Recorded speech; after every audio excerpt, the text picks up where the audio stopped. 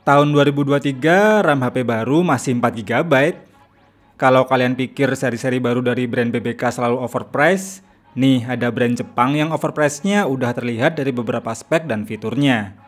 Dengan harga 3,2 juta, emang dapat HP 5G yang udah berdimensity 700. Tapi lihat spek dan fitur lainnya kok cuma gini doang ya. Lalu apa sih yang bikin HP ini pede tetap dijual dengan harga segitu? Yuk kita unboxing dulu aja.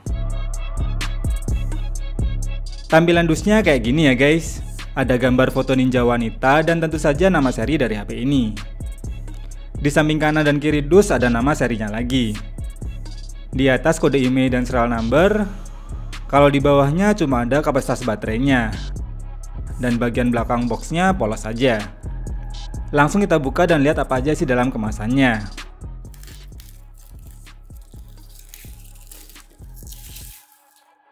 Begitu dibuka ternyata masih ada box aslinya yang berwarna putih. Dan di atasnya sendiri langsung terlihat unit smartphone dengan 4 selling point utamanya. Lalu ada buku manual dan kartu garansi. Dapat adapter charger bawaan berdaya maksimal 10 watt. Kabel data USB Type-C. Earphone yang bentuknya kayak gini. Dan di paling bawah ada pin SIM tray-nya. Itu dia isi dalam kemasannya, kita beresin dan lanjut ke hands-on-nya.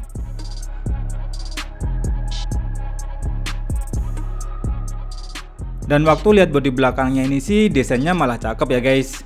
Cuma memang tampilan housing kameranya ini udah mainstream banget. Di sebelah kanan ada tombol volume dan power yang sekaligus untuk set fingerprint. Di kiri ada lubang kecil untuk membuka slot SIM card yang bertipe hybrid. Jadi nggak bisa dual SIM kalau masih pakai ditambahin memory card ya. Di atas hanya ada lubang mic. Di bawah ada lubang jack audio, mic, charger, dan speaker. Kita nyalakan dan setting dulu sebentar. Ini dia tampilan awal dari Sharp Aquos V6 5G. Pakai interface TCL UI yang berbasis OS Android 12. Tampilannya cukup simpel dan minim dengan bloatware. Saat pertama kali dinyalakan, memori internal sebesar 128GB-nya baru terpakai sebanyak 20GB untuk sistem dan aplikasi bawaannya. Kesan pertama waktu lihat bagian desain, khususnya bodi belakangnya sih masih terlihat keren dan kekinian. Tapi feel ketika digenggam langsung terasa banget nih bedanya. Karena material bodi plastik yang terasa banget kayak HP kelas entry. Lalu setelah lihat bagian depannya yang masih pakai model layar poni, resolusi HD+, terus pakai panel layar IPS, dan kecerahan layarnya harus di set full 100% biar terlihat terang kayak gini. Karena kalau di bawah itu masih terasa gelap saat digunakan. Untuk fitur refresh rate-nya bisa mencapai 90Hz dan ada pilihan untuk mode autonya juga. Jadi kalau untuk scroll menu atau saat dibuat harian masih termasuk nyaman dan memang udah jadi standar untuk saat ini. Di bagian audio pun juga belum mendukung fitur dual stereo speaker, walaupun tetap lumayan enak untuk kualitas suaranya. Kurang lebih kayak gini nih suaranya.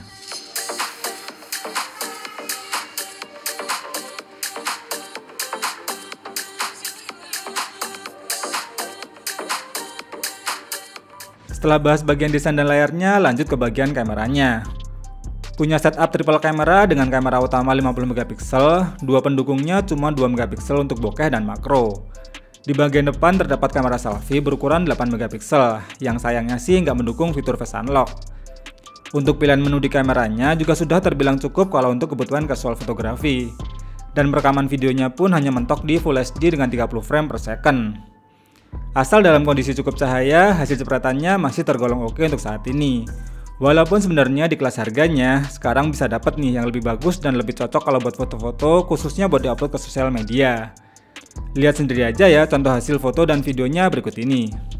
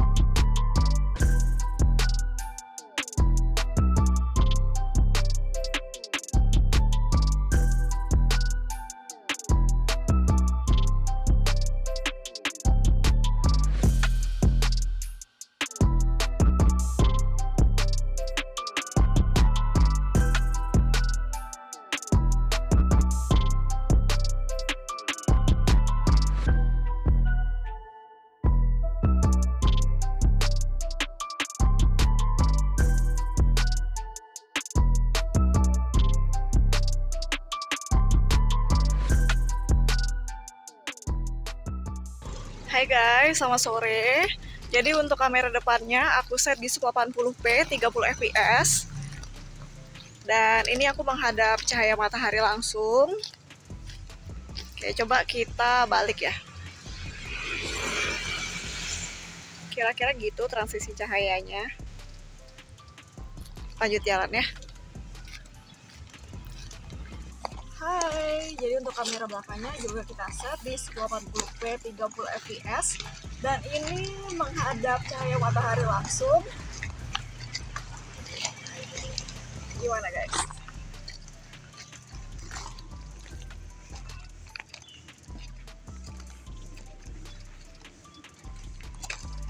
Nah, lanjut ke bagian performanya nih. Saat dites pakai AnTuTu versi 9, ternyata skornya mencapai 290 ribuan. Dan untuk Geekbench 5 tesnya juga punya skor single dan multicore yang tergolong oke untuk saat ini. 3D Mark di mode wet lab stress test bisa mendapatkan skor 1000-an dengan tingkat kestabilan 92,1%. Dengan skor segitu sih, aslinya buat kinerja yang berat HP ini masih bisa. Buat mainin game PUBG Mobile, settingannya mentok di SD High atau kalau mau paling enak di Smooth Ultra aja. Saat dites pakai settingan Smooth Ultra, gameplaynya masih tergolong smooth dan tergolong playable. Tapi kalau untuk sensor gyronya nggak bisa diaktifkan ya guys, karena memang HP ini belum mendukung fitur tersebut. Untuk suhu panas HP cuma mentok di hangat dan masih tidak begitu mengganggu. Selama 30 menit bermain, baterainya berkurang sebanyak 9% dan suhu panas maksimal di 41 derajat Celcius. Saya coba juga buat jalanin game berat sekelas Genshin Impact. Dan saat dicoba pakai settingan rata kiri dengan mode 60 fps, frame dropnya bakal terasa saat full efek animasinya ditampilkan saat bertarung melawan monster.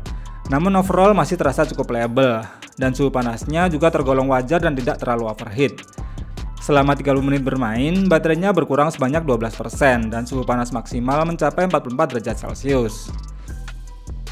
Lalu saat dites pakai aplikasi PC Mark, endurance baterainya bertahan selama 13 jam 12 menit. Untuk sebuah kapasitas baterai 5000 mAh, kawetan baterainya tergolong standar. Dan karena cuma mendukung pengisian cepat 15 watt, serta adapter charger bawaannya cuma 10 watt, jadi bakal butuh waktu ekstra untuk pengisiannya. Saat dicek pakai aplikasi sensor box, ada 3 sensor nih yang absen di HP ini, yang salah satunya adalah gyroscope. Kalau untuk kecepatan sensor jarinya lumayan cepat nih, dengan tingkat akurasi yang tergolong bagus. Terakhir, HP ini juga punya fitur NFC, yang pastinya bakal kepake yang hidupnya di perkotaan. Kesimpulannya, untuk sebuah HP baru yang dijual dengan harga 3,2 juta, saya rasa Sharp Aquos V6 5G ini memang terasa overpriced.